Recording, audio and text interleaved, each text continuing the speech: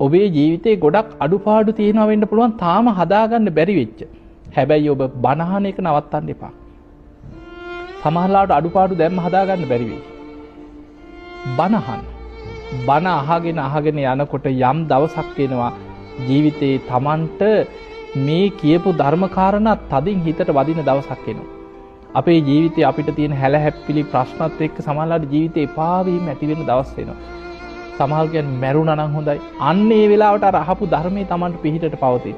සමහර වෙලාවට Tamanට තමන්ගේ ජීවිතේ දැන් ඔය වගේ වැරදි අඩුපාඩු තිබ්බ කෙනෙක් බණ අහගෙන යනකොට තමයි බණ අහද්දි තමයි කුසල් මොනවද අකුසල් මොනවද කියලා තේරෙන්නේ.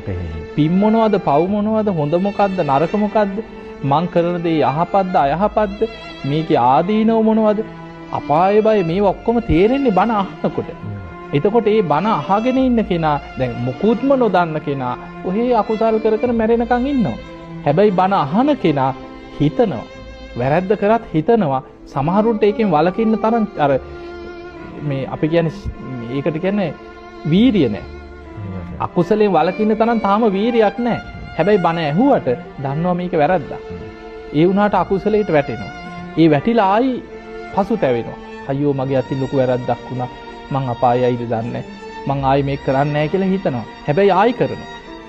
ආයි කරනකොට ආයි හිතෙනවා. එහෙම ගිහිල්ලා යම් වෙලාවක් එනවා අර සියල්ල අතහරින්න. එතකොට මොකද මේ බුද්ධ ශාසනයේ රහත් වෙච්ච රහතන් වහන්සේලා ගත්තාම මේ ඔක්කොම උපදිනකොට සෝවාන් වෙලා ආපු අය නෙමෙයි. උපදිනකොට මේ ආර්යකාන්ත සීලයෙන් පහළ වෙච්ච අය නෙමෙයි. සමහර දහස් ගණන් මිනී මරපු අපරාධකාරයෝ එක ගාථාව අහලා දෙව් මිනිසුන්ගේ වන්දනා ලබන රහතන් වහන්සේලා වුණා. ඒ ධර්මය ඇහිච්ච නිසා ජීවිතේ වෙනස් වුණා.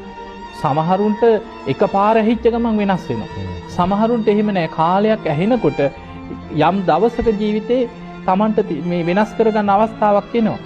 එතකොට ඒ වගේ අපිට ප්‍රායෝගික සමහර සිදුවීම් තියෙන මං හිතන්නේ මං අර කලින් වැඩසටහනක අපි කතා කරලා තිබුණා අර විදේශගත දරුවෙක් ගැන. ඔව් මත්ද්‍රව්‍ය වලට මත් කුඩු වලට ඇබ්බැහි වෙච්ච දරුවෙක්. හැබැයි බණ අහලා. ඒ බණ අහලා අන්තිමට ඔහුට පුළුවන් වුණා ඒ සියලු දේවල් අතහරින්න. අද හොඳට ගුණධර්ම පුරන දවසට බණ 2-3 අහගෙන හොඳට පන්සිල් රැකගෙන බණ භාවනා කරගෙන ජීවත් වෙන දරුවෝ.